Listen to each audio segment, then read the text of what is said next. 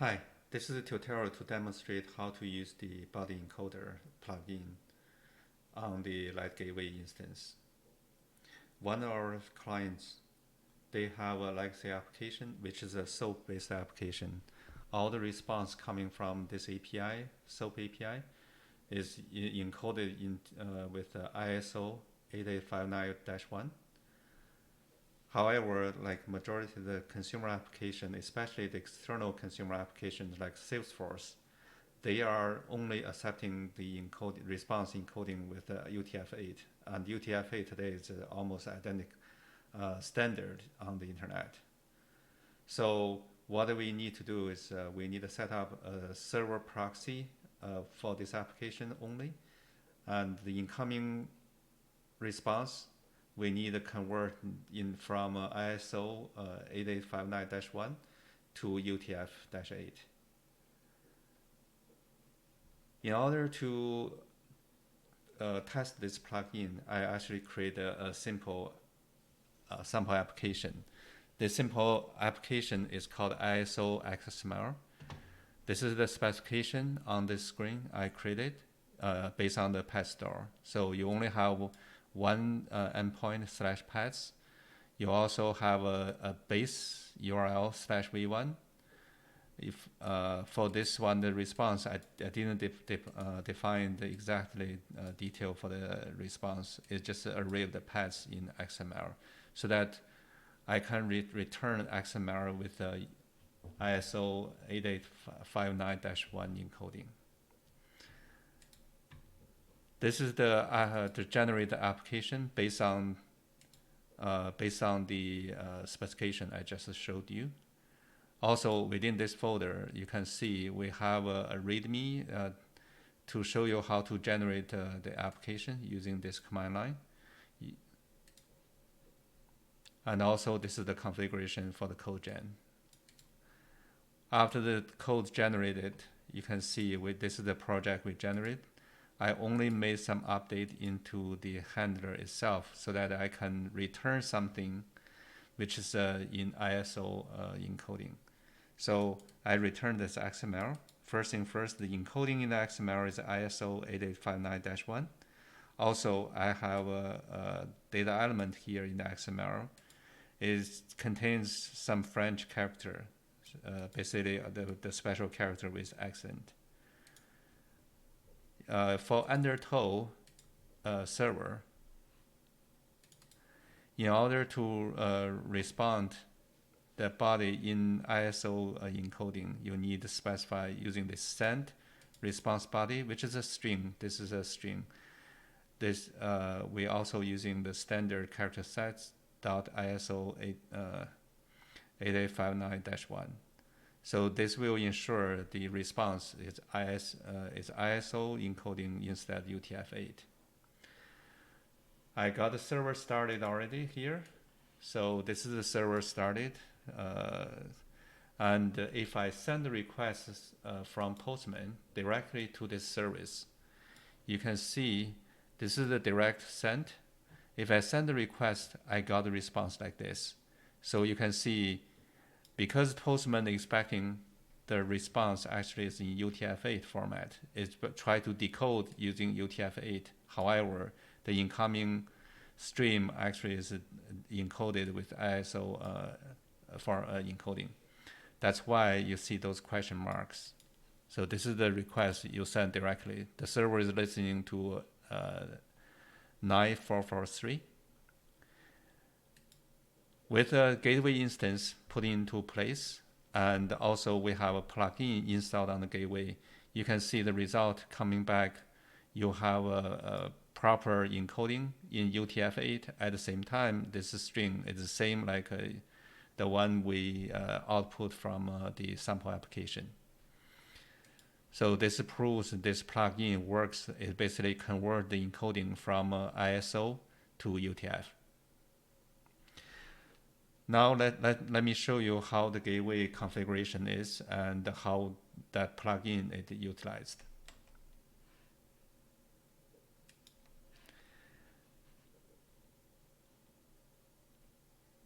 The plugin is in the in one of the project. You can find the plugin project here. It's in the yaml-rule-plugin. Within the yaml-rule-plugin, you have this body-encoder. This is the plugin we are using, and there's a documentation for the plugin as well. This plugin doesn't do anything extra, like because we are using the response body UTF encoding transform action. What it does is for the incoming request, we basically replace the encoding declaration from ISO to UTF-8. That's it. The real conversion actually is done in the response transformer as part of the Left4j. So let me show you the code running in the gateway. This is the gateway configuration, and also like we start gateway instance like this. So the gateway instance is listening to 8443. This is the 8443 for the gateway. That's why you see on the Postman, if we access 8443, everything is working. Within this configuration folder, we have a README, and I'll just explain what this configuration for this particular test. We have rules.yaml defined locally so that you can load the rule from local file system. This rule will basically say, as long as there's a request coming to this path /v1/paths, it will basically invoke the rule. The rule will call this action class, which is response body UTF-8 encoding transform action. That action I just showed you in the body encoder plugin. Let me walk through the configuration, how we make this light gateway instance works for this plugin. First thing first, we need to load the rule. The rule is loaded from config folder instead from portal, so that I can use this as an independent test, and anybody can use this as a test. Also, the rule, there's definition endpoint rule. For this endpoint /v1/paths get request, you have response transform rule, and the rule ID is response body encoding. This rule ID is the same like this, response body encoding. We also have request injection here. So the request injection will be applied body injection path prefix, which is /v1/paths. Because we don't have any request rule, so this can be ignored. This is the one. Any response will do the body injection for /v1/paths. We also have response transformer configuration here. So the default body encoding for this response transformer is ISO 8859-1. That meaning the incoming response to the gateway is ISO format, and this is the path applied, which is /v1/paths. We only apply this if the path is /v1/paths.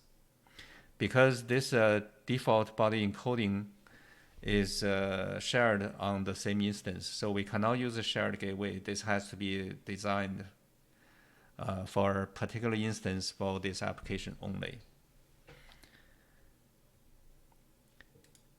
We also have this path prefix mapping /v1/paths. We'll basically call this service, and this service is defined somewhere here to call localhost 9443. You remember, if we access 9443, we return this question marks. This is the service section. This is 3 things we need to pay attention to for this particular use case. The startup hook, we need to load the rules, and also for the response interceptor, we have a response transform interceptor and also the response body interceptor here. For the handlers, you need to make sure we have both request interceptor and the response interceptor here. This is almost standard, like for all the gateway chain definition. We also have body cache request body and body cache response body, so that we can capture the body and examine the full body in the log if we want to, like when we do the debugging. So it's easy to find out if anything is wrong.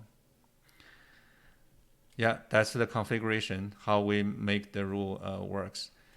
If you look at the project structure, we also have the rule is jar file loaded here. So you can see there's a jar file.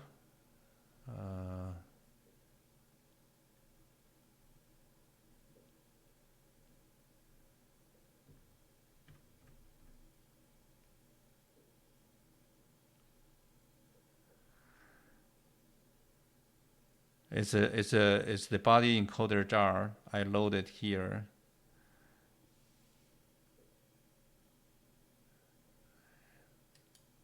It looks like we cannot search, but the jar file is here. Like I added manually, just click the plus button to add the jar. The jar file can be found in this project. It's under this folder. It's called the rules jar. This is the body encoder 1028.jar. So this is loaded into the class path so that the rule can be retrieved. This is when you send the real request. Let me show you, like send a new request. Yeah, first let's go to the bottom, and we can see how the request works, like on each step.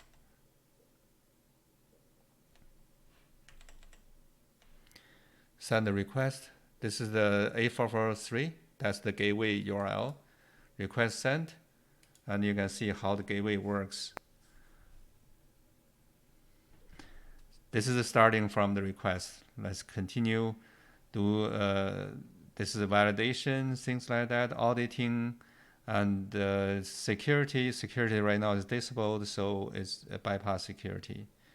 So what we really need to pay attention to is when we start the response interceptor. So response interceptor,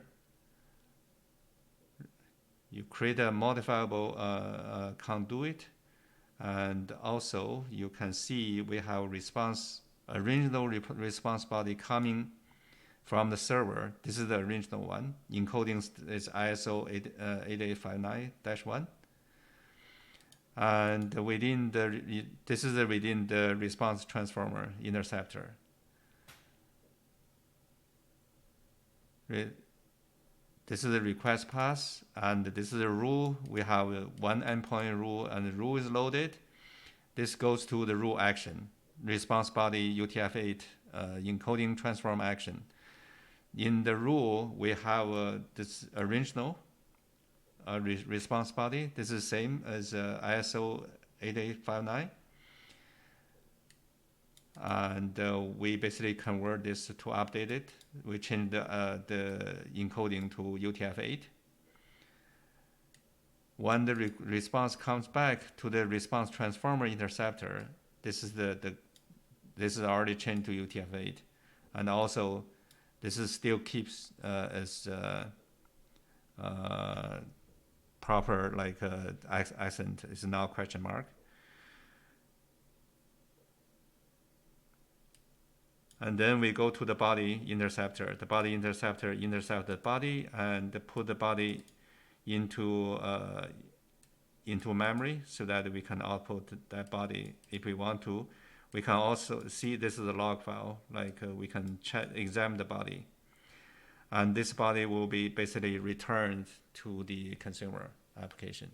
So this is basically the plugin we can utilize for some legacy application to transform the response or request. Like currently, I only use the response to do a demo.